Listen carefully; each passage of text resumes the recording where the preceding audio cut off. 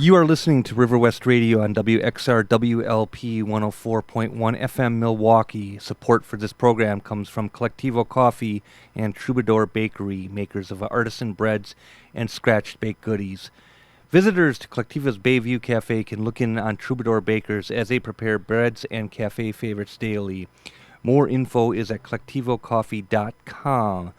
Do you want to support your community radio station? Here's your chance. From now until December 30th, River West Radio is participating in a nationwide fundraising effort for community broadcasters called Give Big to My Station. Your tax-deductible gift will help River West Radio continue to provide a platform for alternative and marginalized voices. Go to riverwestradio.com and click Give Big to My Station to make a one-time donation. Thanks for listening. My annotation to that is we're beyond December 30th, I see. It's been a few weeks, so it's a trip being here on Cinema Fireside. And Happy New Year to everyone. Thank you listeners for listening in. If you're listening live in Milwaukee, it's dark because it's night, and we are out of our deep freeze. Thank the good Lord in heaven that Gabe is cold because he is a man of undoubted. I'm just glad the man is cold, and I'll put it to you that way. I'm not going to search for convoluted syntax to explain all that. Thanks, Gabe, for calling in, and we'll be with you shortly, my man. So yeah, Happy New Year to everyone. We just came out of a huge cold spell, and now it's wonderful and much warmer out. The snow is melting, and good times will be had by all. And let's see what else. So we're here to talk about film. We're here to talk about life. We're here to talk about some books. And I got a man up on stage here. I think he was on Suki's show. He walks away with a headset. There you go. We saw some films, including The Disaster Artist and Lady Bird. And I have a adjunct here. Mike Offerosky has blessed our household with 3 films, including 2 of which we've seen: Pop Star Never Stopping, and Ingrid Goes West. 2 fine offerings. Thank you very, very, very much, Mike Offerosky, and Happy New Year, sir. You are a strong man, and you can go on Twitter and read Mike Offerosky's capsule reviews of the latest films that he's seen. He's a good man, and he's out there. So, yeah, let's see, we went to see Lady Bird, I think, yesterday, right? Yep. And that's Greta Gerwig, written and directed by her. And it's a very solid independent film. And when I say independent, it's the same as a Hollywood film. It's a very controlled film. It's one of those films with myriad setups and consequently myriad payoffs. It's the craftsmanship of good Hollywood. You can go in so if somebody says, "Oh my God, you got to see this and you got to see that," it's like they're talking about if it's like a new revelation or something like that. It's not. There's hundreds of versions of these films. They're very well done, very well crafted, very heartwarming. You know, they have their resolutions, but it's literally nothing new under the sun. If you want to get into aesthetic terms in filmology about life in a more existential way, a more philosophically rewarding way, or in a more existentially rewarding way, as in there isn't this network, this paradigm that must be conformed to. You can see like John Cassavetes' Faces, where kind of life just keeps spilling out and out and out, and innovative forms of exchanges are being conducted, and innovative showings of behavior are being reported, as opposed to, again, like in these independent / Hollywood films, every breath, every movement, every word, every syllable contributes to the velocity of the narrative. it never derails. It never gets off track. So if someone sees films like this and said, "Oh man, this is you got to see it. You got to see it." It's almost as if they're out of their minds. This has been going on for decades like this, and like I said, there's hundreds of films analogous to this one. It's very well done, very heartwarming, and if you're like just fell off the banana boat in life, yes, then it's maybe like The Second Coming or something like that. But this is ground that's repeatedly tread over and will repeatedly be tread over. I'm just looking at notes coming in here from an adjunct. So yeah, Lady Bird, very good film, very solid film. Typical of its type, as The Post will be typical of its type, and every other film that's playing on screen. These films they're typical. You're not going to see anything new under the sun. I'll put it to you that way. But you will enjoy yourself, and you will be connected to their world undoubtedly. We have The Disaster Artist, and before I get into that, James Franco's got an excellent book out called Actors Anonymous, and lucky me, I got a pristine new hardcover for like $2 in the Whitefish Bay Library book nook.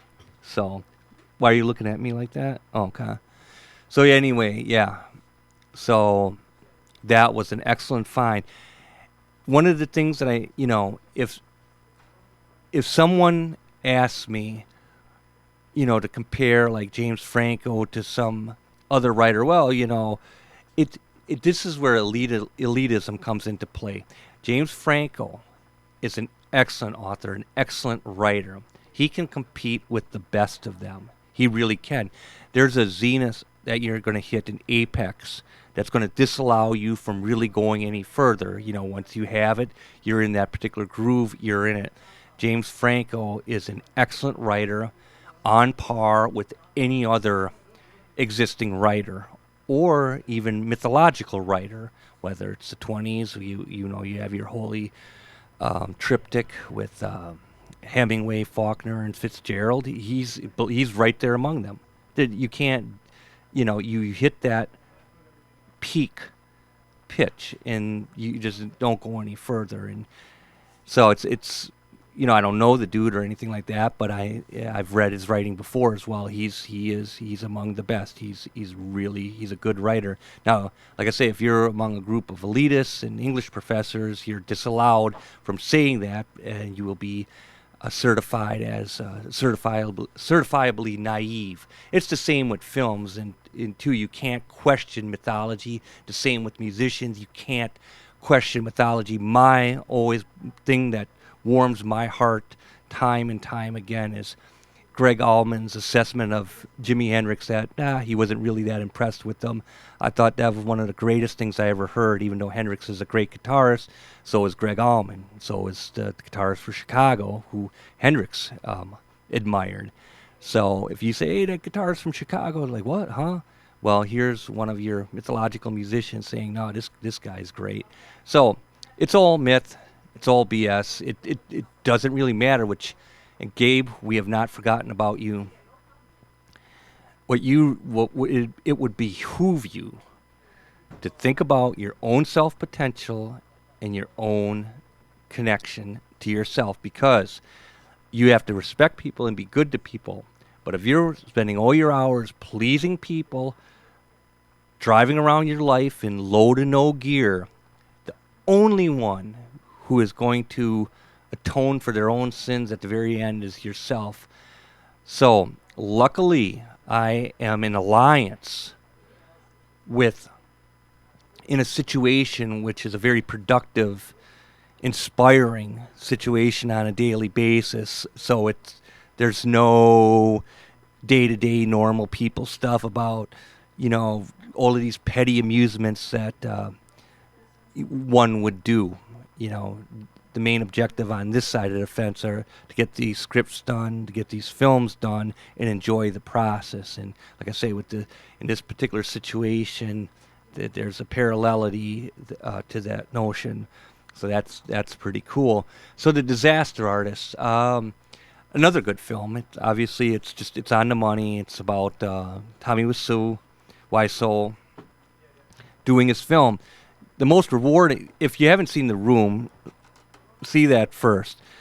The rewarding thing with this whole thing with Tommy Wiseau is reading the book, The Disaster Artist. It's one of the most compelling books on filmmaking, just like All the President's Men is one of the most compelling suspense thrillers there are.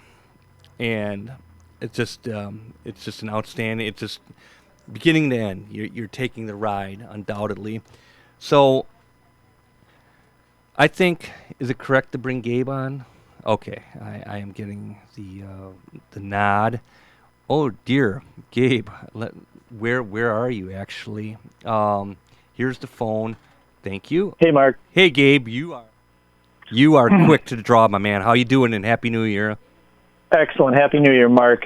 Great introduction, great monologue, great stuff covered here. Your steadfast and resolute entries always guide us into, ease us and guide us into thinking clearly and living clearly. So I always really appreciate that. Yeah, we've taken 2 weeks off, and sometimes it's really good to get that clear space where it's not like the grind of every week, where it's like sometimes there just aren't enough hours and there isn't enough time in a single week to just get enough films in, to have enough to talk about, and there isn't enough time sometimes in a single week to focus on a single subject. I know that for a long time we would do like Fassbinder, Cassavetes, Ridley Scott. We just pick a new filmmaker every week, and it was like, if I didn't devote 8 hours of every single one of my days off, I mean, I was, besides what I'd already seen of these guys, and to balance contemporary film along with studying, the echelons of film history from the 1920s, 30s, 40s, 50s, and some of these auteurs that we get into from the 60s and 70s, Cassavetes, Brian De Palma, et cetera, Martin Scorsese in the golden period.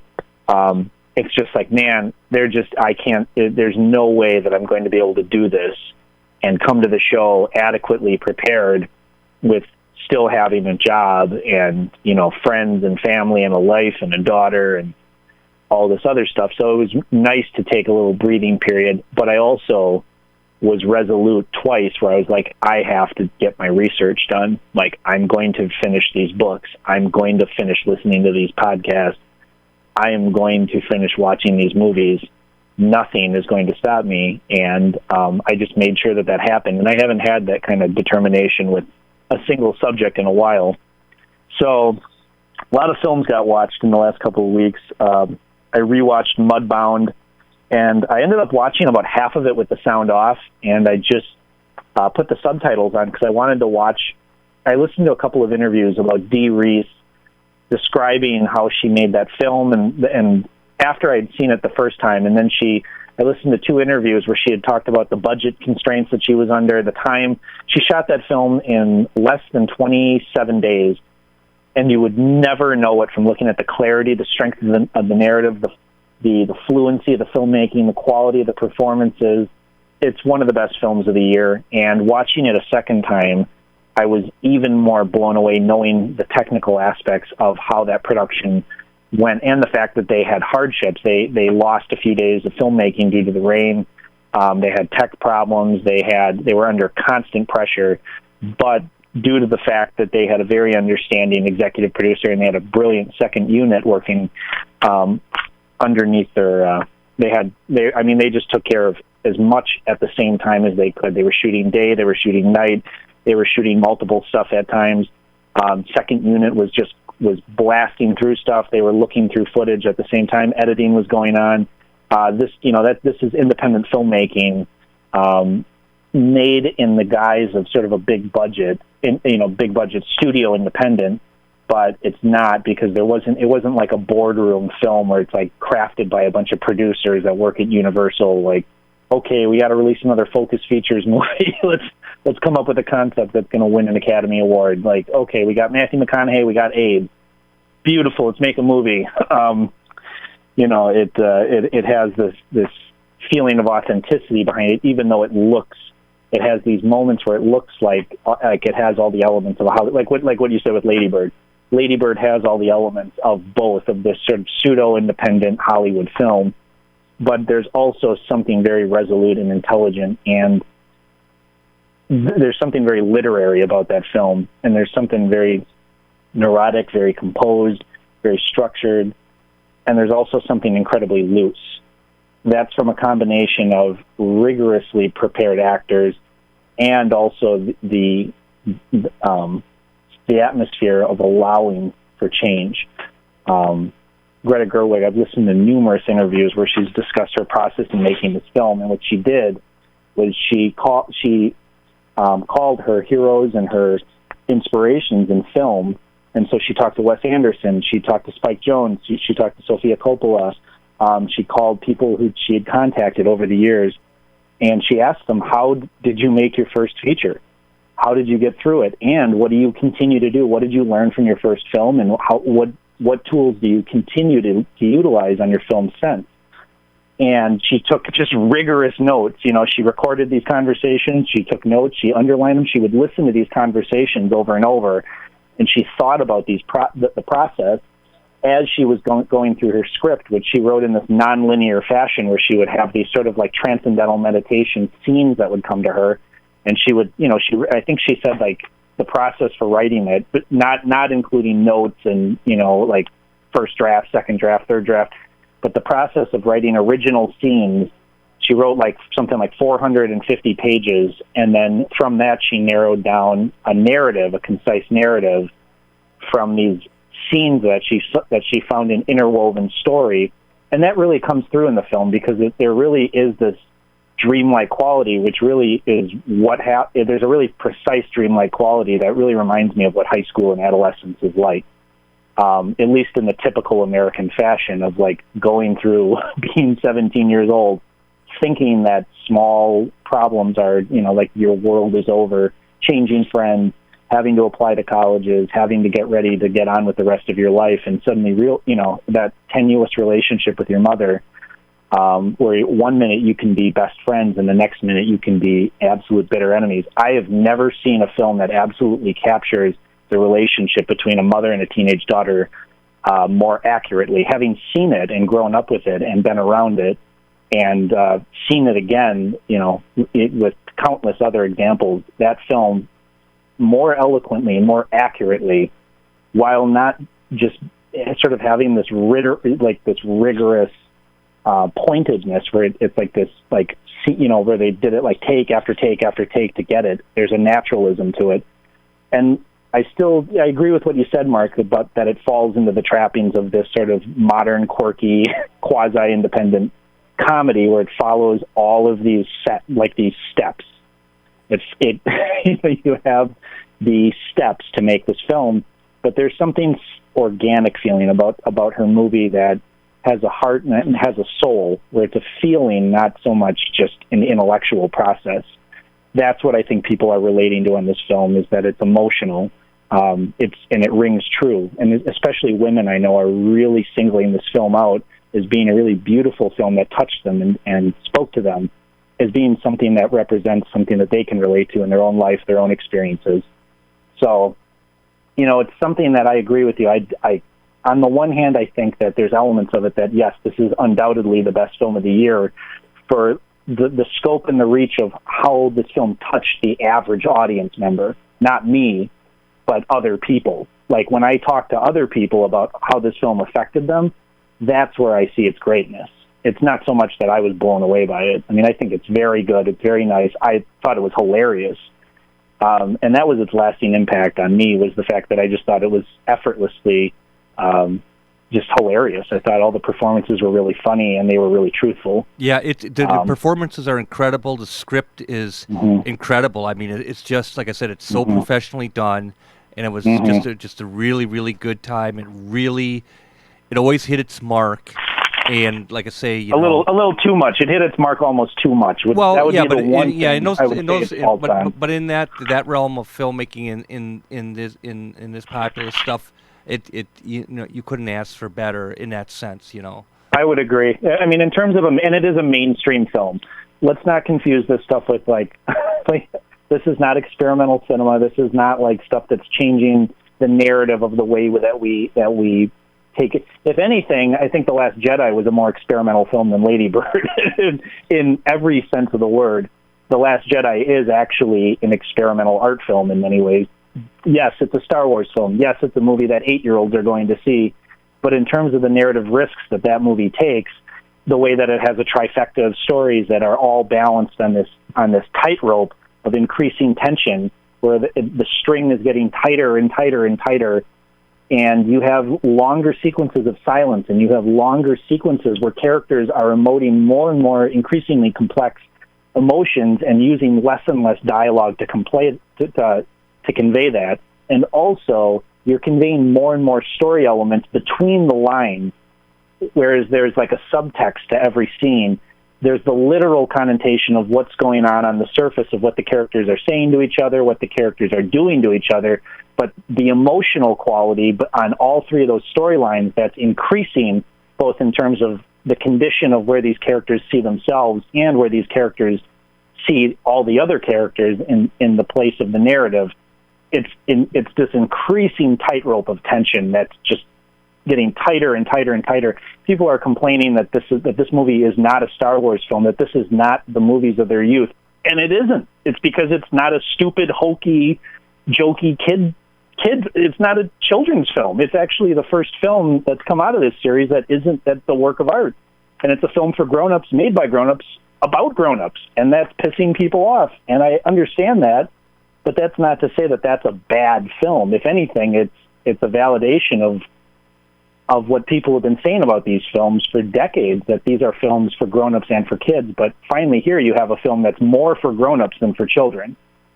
So I didn't think that the reaction to it was going to be so strong. I didn't think that Rian Johnson was going to make as stark and as fiercely intelligent of a film as he did.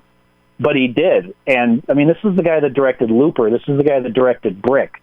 This is a guy who has serious philosophical and very dark, has a very dark stance on what the human race is and what the human race does to each other. I mean, this is not a guy that makes fun films about fun people. This is a guy that makes really disturbing highbrow cinema, and he makes films in a very unconventional way. I would say he falls more into alignment with Spielberg in his least family-friendly period of like the late 90s and the early 2000s, when he made that, these Philip K. Dickian style, like very morose, very dark, contemplative, almost nihilistic science fiction. And the fact that this entry in the Star Wars trilogy it feels very nihilistic. It didn't sit well with a lot of people, and I just think that this is an incredible film. It's one of the best action films I've seen in a long time. It's one of the best science fiction films. I think it blew Blade Runner 2049 out of the water, personally, just in the fact that it just doesn't have a single note of pretension behind it. And it's just incredibly entertaining. It's incredibly fierce. It's strong. It's well made. It's intelligently made. It's like an artist made a film for a large group of people. And whenever you have that, you have people freaking out. So, and whether that experiment goes well or not, there's been serious failures in the realms of, serious artists making films for large groups of people in the children's films category, like Ang Lee making Hulk in 2003. That was a disaster on all fronts, on the art film front, on the populist film front. That movie just does not work from either point of view. But it was a noble, interesting experiment. It just didn't pay off on either side. But I think The Last Jedi is a real success of mainstream children's. I mean, I'll just be clear. These are kids' films.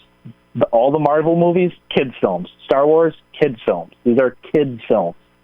But The Last Jedi is clearly much more of an adult film for adults, about adults, made by adults. I was shocked. Like a film that takes its emotional and its intellectual palette seriously, for the most part. I mean, it's still a kid's film, but, I was very impressed and, very, very blown away by what I saw, not what I was expecting.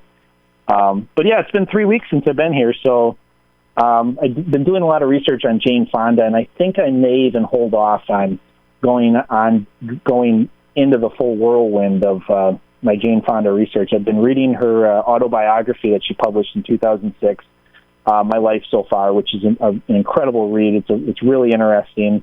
And this sparked off by a series of podcasts that I listened to that recommended listening to her autobiography on Audible, and I had a trial period, so I listened to part of it, and I said, no, I'm going to read this book. I don't want to listen to this book. And she's lived an interesting life. She's a brilliant actress at times. She's a rather unfortunate public and celebrity media personality at other times. But I've been diving in and watching some older films of hers. But in the period since I've been here last, I watched The China Syndrome, Lady Bird, Last Jedi, 9 to 5, American Made, Okja. What else we got here? The Visit, They Shoot Horses, Don't They? The Disaster Artist, and Coming Home. So yeah, some Fonda films in there for sure, but I think I want to accrue some more before I go really into what I think of her as an actress and as a public personality, because there's a lot there on both sides. She's a very interesting figure, a very unfairly treated figure at times, and also a very overrated figure on other fronts. Not always, though, but interesting nonetheless. But American Made, which I just want to talk about for a second here, is another one of these movies that it stars Tom Cruise. It's about drug running. It seems to have been really influenced by the show Narcos on Netflix.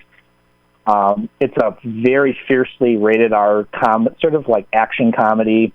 Its similarities to the film Air America from 1990 that Mel Gibson and Robert Downey Jr. were in is almost, it seems unintentional, like the producers weren't aware that film existed, or they didn't care, because nobody saw that film when it came out. It literally is I'd say it was a famous bomb, except that it would require people having seen it for that to be the appropriate adjective. It's a film that came out to absolutely no fanfare, horrible reviews, and just got sort of sent to the wasteland of the TBS 7:35 slot on Monday nights for about 10 years. But American Made is directed by Doug Liman, and it's about everything you could expect from a strong R-rated treatise about the government's involvement in that and everything that led up to the Iran-Contra scandal and pre-Reagan politics of America's involvement with the Contras in the fall of Iran and all that stuff, and the politics, international politics of the mid-'70s, involving the CIA and other organizations of the like. So very well made, very entertaining, all led by the charisma of Tom Cruise, who just seems to still is able at the age of 51 to say so much with his smile, and actually has become an actor. At some point, I don't know if there really was an actor, if he was just a producer's toy, but there's always been something there. Brad Pitt has the same thing. It's like you could say that he's a joke, but at some point there seems to have been some sort of shift where all of a sudden he either started to believe his own mythos, or he just bought into it, or he took acting lessons in secret or something. But it's about as forgettably entertaining in a really accomplished way as you could expect the film to be. It never lets up. It ceases to be meaningful in any sort of realistic way, because it just is always so aware of the fact that it's making fun of everything. So it can't be taken seriously as its only downfall. But it's a very, very astute and precisely made film, but it's also a lot of fun. Highly recommended. And that's American Made? That's yeah. And but it has that look of a film that's shot on that really crisp Ultra 4D digital, and it almost is to a fault. I was looking at the film up close. I was watching it, and there's just no flaws to it. it's so well made, and it's so well scripted, and it's well acted, and it sort of has this grown-in machismo. It is trying to fake a sort of, it's trying to present itself as having some sort of organic quality at times, and it just doesn't. I just don't buy it. It's a studio film of a studio film. It's produced by Ron Howard and Bryan Singer, Imagine Productions, and it has the same sort of falsehood that their smartest projects have. There's a lot of passion. There's a lot of intelligence. There's a lot of research.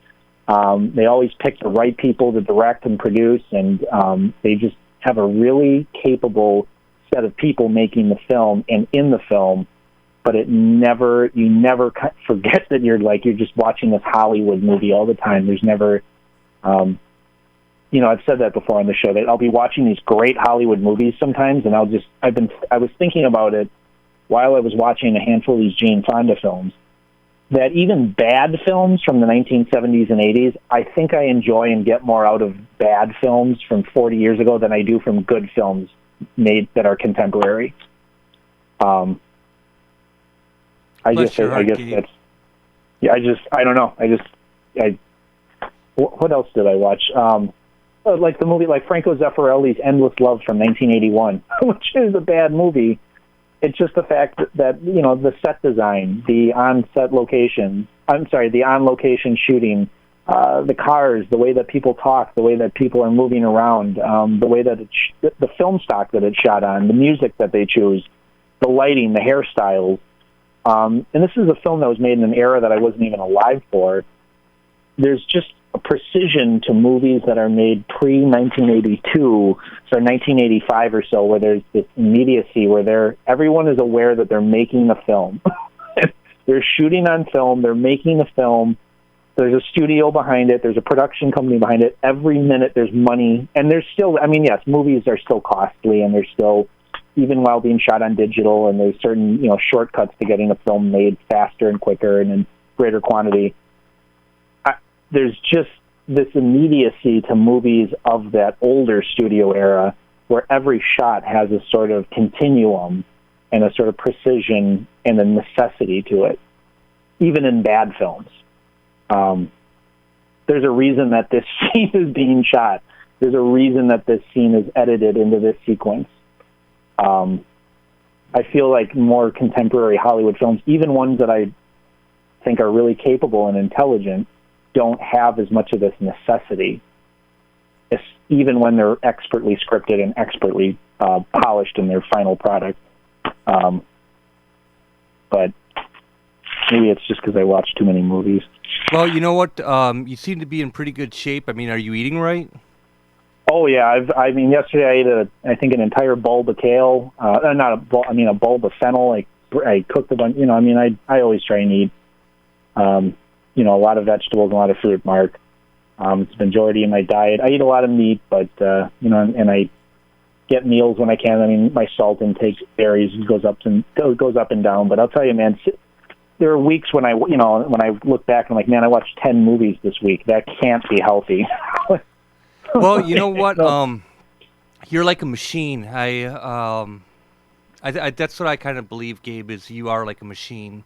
You don't have like this chronic fatigue syndrome kind of stuff for that. Your metabolism obviously is at a very high pitch. So would that be correct, my man?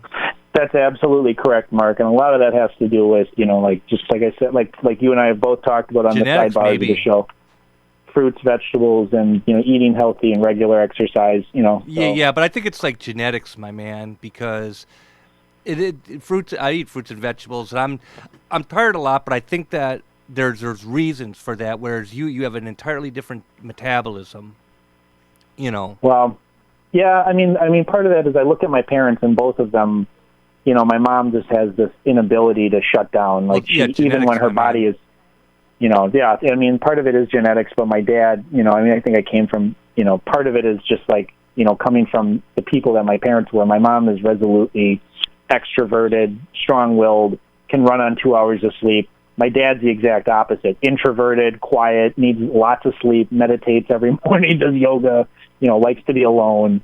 gets worn out fast, but both of them exercise a lot. That was always put into my brain from when I was a very small kid. You know, you exercise. You're going to watch TV, you're going to watch movies, fine, but make sure you get outside, get some fresh air, and you exercise as well. I mean, my mom always made sure, you know, okay, you watched 4 hours of TV or, you know, 6 hours of movies today. It's summer vacation. That's fine. I mean, she would take the TV and put it in her trunk, the trunk of her car. Wow. If things got, I mean, she did a real good job that way, where it just is like, you know, this is not good for you at a certain point. But I'll tell you what, Mark, the disaster artist. Yes. I agree with everything you had to say about James Franco. You know, he's in that class. He's in that higher class of artistry where he was driven from a very young age. You can see from his early work when he first came to Hollywood, you know, in the late 90s, early 2000s, that he has a certain type of energy and the type of stardom and that type of professionalism and almost perfection. You know, he's gotten into the prestigious Yale English Studies program, which is, I think, the hardest and most selective writing and literature graduate program in the country. It's considered the best. It's one of the smallest, and if you graduate from the Yale English department in graduate school, or if you get a PhD, which I believe he's working on his PhD right now, but I know he graduated with a master's from Yale in that department, which is considered the most rigorous and difficult in the world. That's a high order. That's not something that just about anyone can do.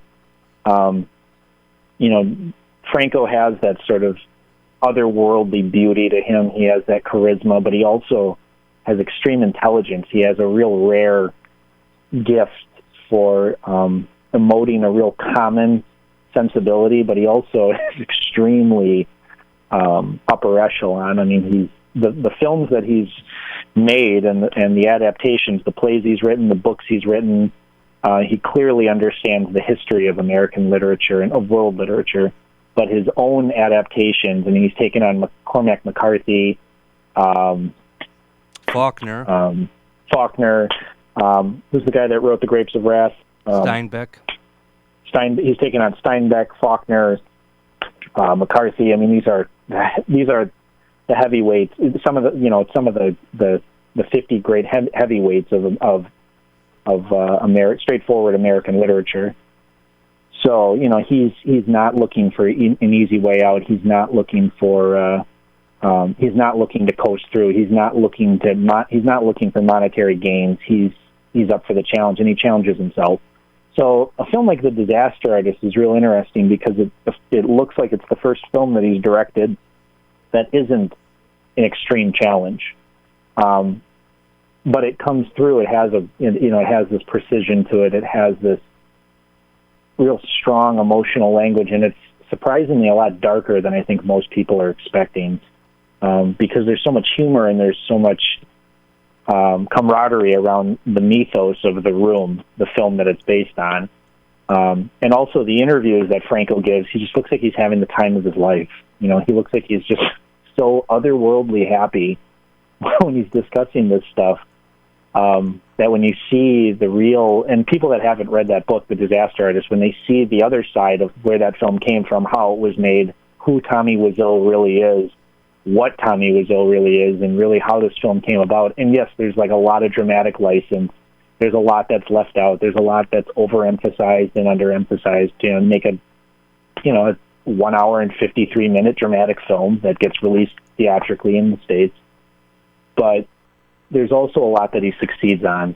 There's a lot that works in the film, considering that he did have to make a narrative, a mainstream American film.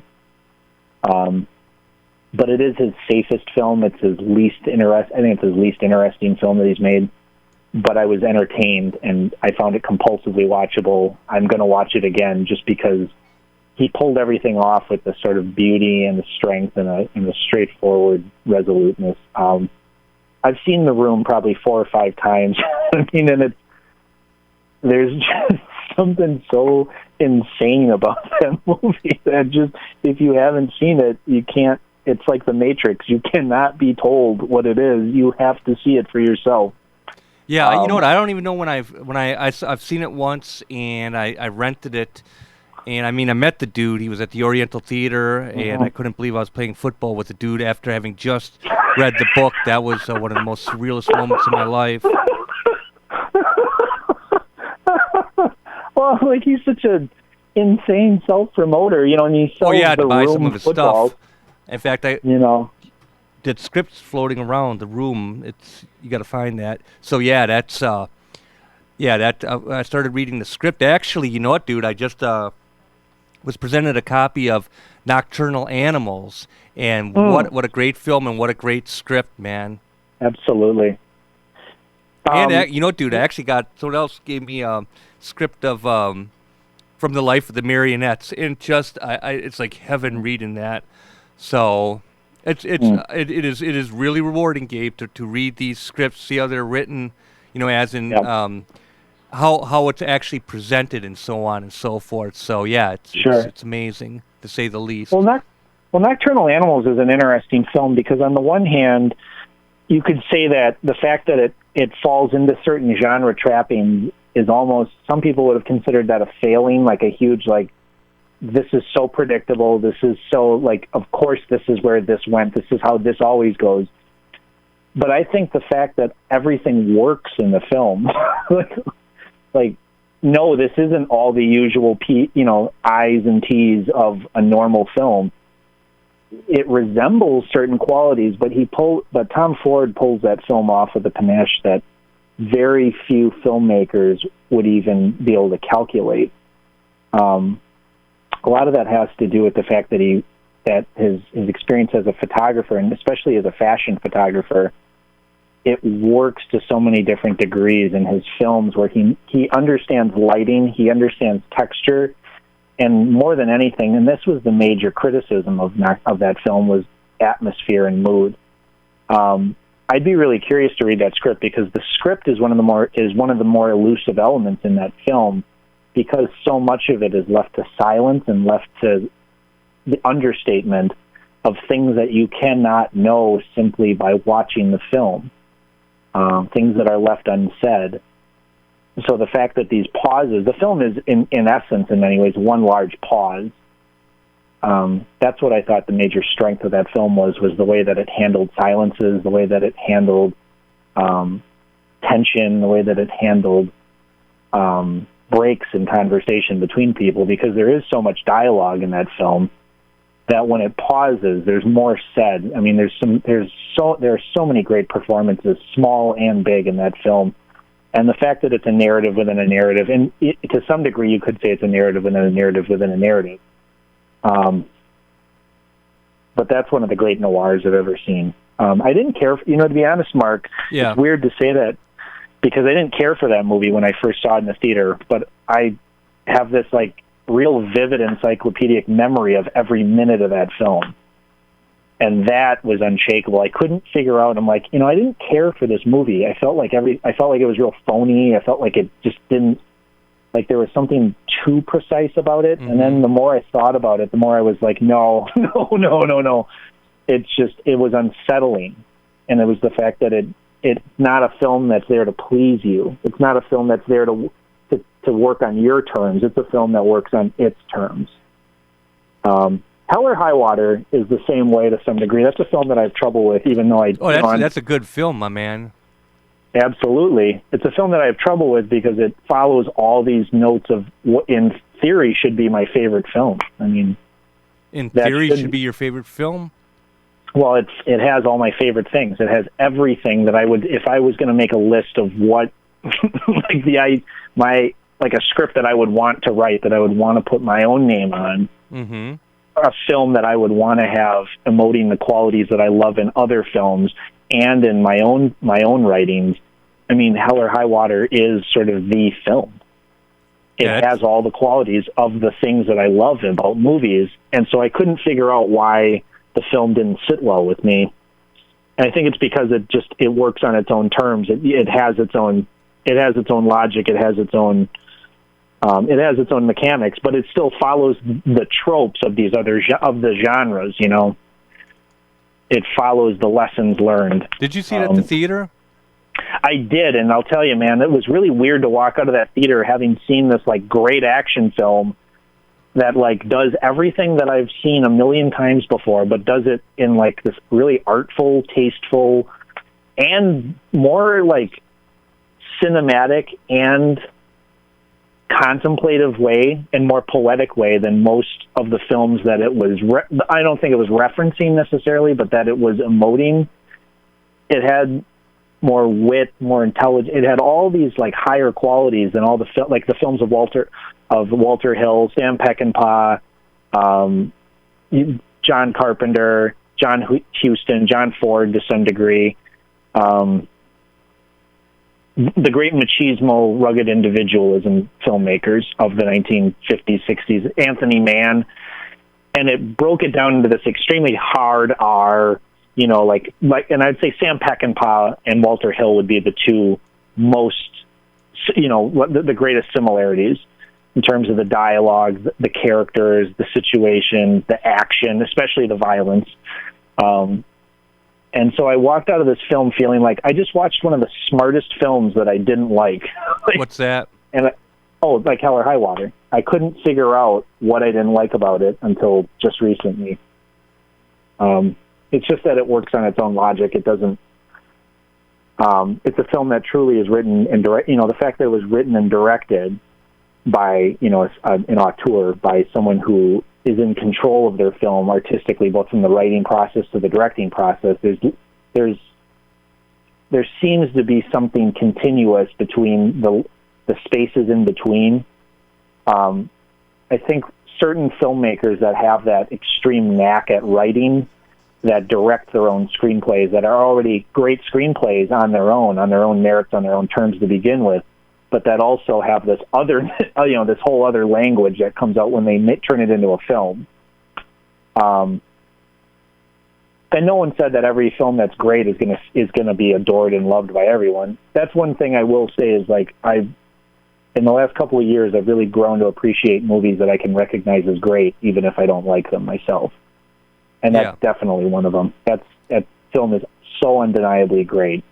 But it just, I don't know, there's something about it that just didn't work with me. But, Phantom Thread, dude. But anyway, Mark. Yeah. I'm going to have to stress it again, man. Brawl in Cell Block 99. Yeah. You gotta see it, Mark. You just have to. Hold on. Let me note that Brawl in Cell Block 99. Yeah, you just got to see that. It doesn't, like I said, Mark, it's a Hollywood film. It's actually not a Hollywood film, but it's an independent film. It's a B film, but it's made with just this fierce brawl, like just punchy, kicking conviction, but it also just has this real, it just has all the elements of genre films, like discredited genre films, but it just does everything right. It does everything well. Yeah. And you got some great performances in there. Don Johnson's in there. Vince Vaughn's in there.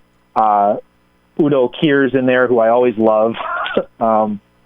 It's like I referenced it a couple of days. I didn't reference it, but I described it a couple of days ago to a friend of mine. Yeah. That Brawl in Cell Block 99 would be like if you took High Noon, Goodfellas, and Commando and like reduced them down to their most primal elements and then had them be rewritten by like David Mamet or someone. Wow. You know, like a thoughtful, intelligent filmmaker, but he only had like 3 days to write it. Like, here, do the best you can with these elements, and you can't get too arty because we're making an action film, so you know, you can't get too abstract, you can't get too arty, but do the best you can. Just real entertaining exercise. I was great characterization, great script writing, real entertaining, straightforward filmmaking. I can't. This is the third show that I've recommended it on, but I can't recommend that movie enough. Lots of fun. Great stuff. Real unpretentious, real straightforward action films. Real great action film. What are you looking forward to? Upcoming films. What are you thinking about? Because I want to check out the Phantom Thread.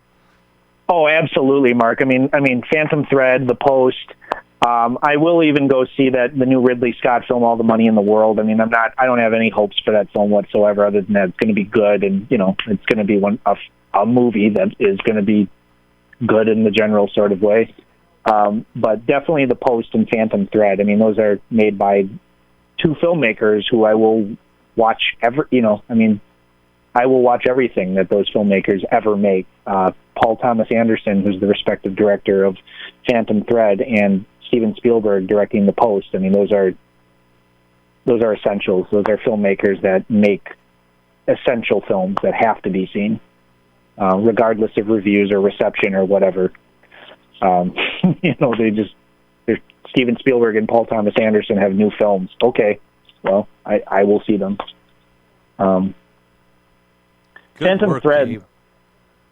Phantom Thread also has all these other interesting elements that even if Paul Thomas Anderson wasn't directing Phantom Thread, I mean, just look at that trailer. I mean, and just read the articles that have been written about it. The mythos behind that film is already otherworldly. I mean, we're talking about art cinema here. When we're talking about Paul Thomas Anderson, we're talking about serious art filmmakers that make works of art. These are films to be thought about, to be contemplated, to be experienced, to be seen. These are films that live in the memory and that live in the moment. They exist on multiple levels. P.T. Anderson just makes otherworldly films. There's very few filmmakers that make even one or two films that come into the realm of the type of experience that he creates on every single one of his films. Even the films of his that I haven't enjoyed nearly as much. The Master. I like that. But I respect. I respect that film. That's a great work of art. It's an undeniable great work of art. But it just didn't work for me. And I know that that's just my own thing. That has nothing to do with that being any less of a film. Yeah. I mean, that was just my own experience with it. But watching a movie like The Master, it's just like every second of the film, you're just looking at like some of the greatest filmmaking ever put on the screen. You're just like, man, this is just everything that 99.9% of films that come out are not. Like, you're just in the hands of just an absolute genius. That's amazing, Gabe. On Sunday morning, I was, I love the ethereal twilight of the morning, the peace to calm. Again, it's ethereality, but one of the radio dramas that came on was Sherlock Holmes, and it was about Charles Augustus Milverton and how Holmes and Watson had first gotten together. So I know it's a little digressive, but I do want to fondly reflect on Sunday morning. So. Oh, absolutely. Well, Mark, something else that comes out on Sunday morning is the New York Times Sunday edition and the New York Times the New York Times Magazine. That's correct. Which, man, that issue about the horror of it all, where A.O. Scott and Wesley Morris and a few other and Manohla Dargis reflected on their favorite films of the year, their favorite moments of the year. Wesley Morris never ceases to be the most interesting contemporary film scholar that we have. I say that in the same breath as like A.O. Scott is among us. Kenneth Turan occasionally comes back. David Thompson is still writing books on again. He still writes more film books than anyone will ever attempt to write in a single lifetime. We have these great. Wesley Morris was here for the film festival. Yes, he recently. Was. Yes, yeah. He won the Pulitzer for film criticism in 2012. It could be said that he is the greatest, writer, the greatest film critic, and the greatest film writer in the English language right now. Mostly because his stuff is so readable and so digestible, but it's also so otherworldly brilliant. You just read a single sentence of any of his pieces, and this is someone who is just gifted. He's someone who was born with this ability to see past what everyone else sees. It lives with this extraordinary film sense. And we are so lucky to have him publishing this stuff. I can't recommend looking up anything that Wesley Morris has published in the entirety of his film writing career. But man, just coming across that New York Times Magazine article between these discussions between A.O. Scott and Wesley Morris, discussing the smaller and the larger ideas and qualities of films that came out this year, and the unexpected films, the small films, and films that were more leaning on the mainstream side, which is something I always admire about A.O. Scott. He's not afraid to champion films that are well made and respectable, that would fall into the template of like, this is just another film, another exercise in this same series. But he seems to be able to see through the lines, and looking through his eyes, I can sometimes respect a film more. A movie like Creed from 2 or 3 years, I can't remember if it was 2 or 3 years ago, that's a film that he really highlighted and pointed out the finest qualities in that movie. Stuff that I would have never seen. I would have just watched it and, just moved on to the next movie. He really saw things in between the subaudible qualities of that film. And he also pointed out similar strengths in 2017 Stronger, starring Jake Gyllenhaal, about the one of the victims of the Boston bombing. Really mainstream, extremely predictable, and extremely by-the-notes film, but definitely has these stronger, these really unique subterranean qualities and elements to it that A.O. Scott's brilliant writing points out. And, I watched the film after reading that article, and I was like, more than I was in awe of the film. The film's good. I mean, it gets the job done. I was very impressed with the film, but it just really cemented, I am so grateful to have these writers in my life, that I get to read these guys while they're still alive.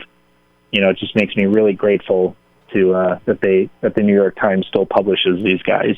Absolutely. Super cool stuff. And super cool stuff. Truly a pleasure.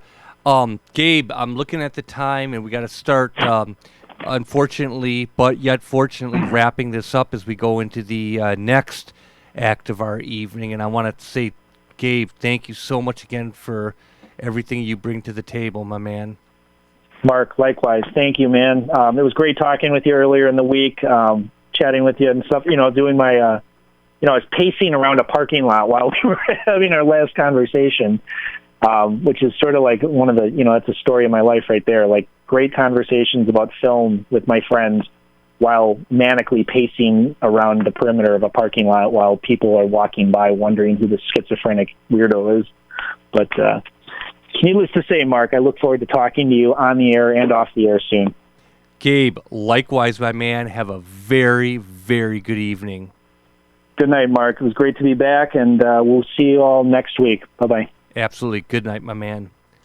So, Gabe Van Handel on the scene, and we mega really appreciate our man because he really is the essence of this show.